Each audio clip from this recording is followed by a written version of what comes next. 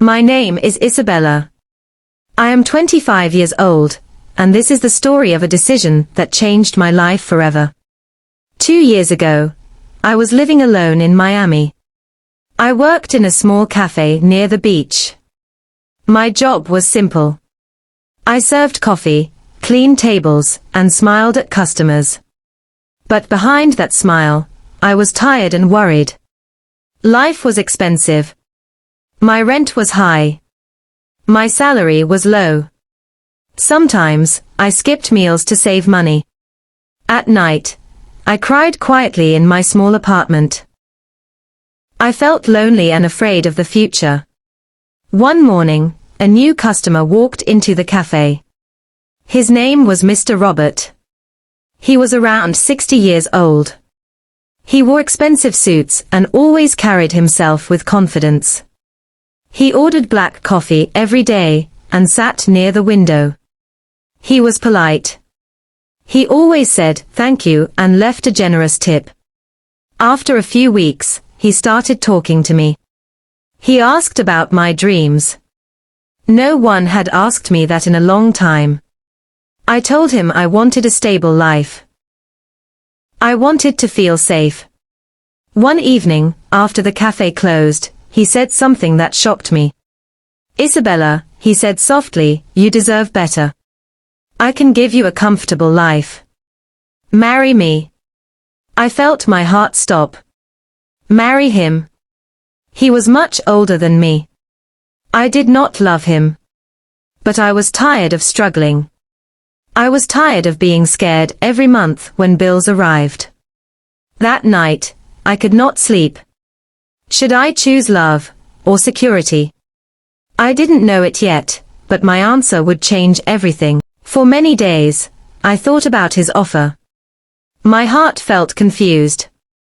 I knew I did not love him. But I also knew I was exhausted from surviving. He never pressured me. He simply said, "Take your time." I looked at my empty fridge. I looked at my unpaid bills. I looked at my tired reflection in the mirror. Finally, fear became stronger than doubt. I said yes. Our wedding was small and quiet. No romantic music.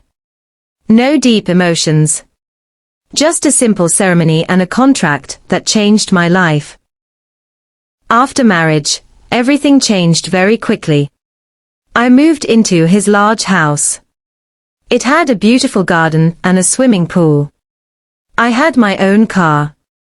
I wore elegant dresses. I no longer worried about rent or food. From the outside, my life looked perfect. But inside, something felt strange. At dinner, we talked politely, but there was distance between us. At night, I lay in a soft bed, but my heart felt empty. I had money. I had comfort. But I did not have love. Sometimes, I asked myself, did I make a mistake? Still, I stayed quiet. I told myself this was the price of security. But life was preparing to teach me something unexpected. One evening, I saw my husband sitting alone in the garden. He looked different. Not powerful. Not confident. Just lonely. For the first time, I saw him not as a rich old man, but as a human being. I sat beside him. He told me about his past. He had lost his wife many years ago. His children lived in another country. His house was big, but it was silent. "I don't need a nurse," he said quietly. "I just don't want to be alone." His words touched me deeply.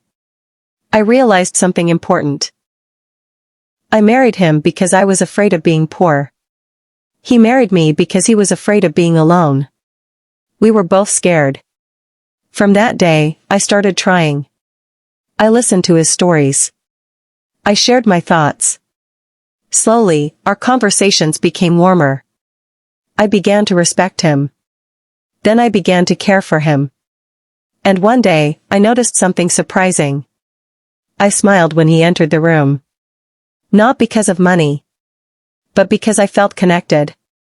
Maybe love does not always begin with passion, Sometimes, it begins with understanding. Today, when I look back at my decision, I see it differently. Yes, I married him for money. That was the truth. But life gave me a lesson I did not expect. Money can buy comfort, but it cannot buy connection. Love is not always about age, beauty, or romance. Sometimes, love grows slowly, through kindness, patience, and shared pain. I learned that judging a relationship from the outside is easy. Living it is different. My story is not about gold digging. It is about two lonely people who found companionship in an unusual way. If you are facing a difficult choice in your life, remember this.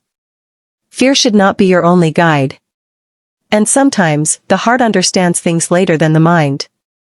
Thank you for listening to my story.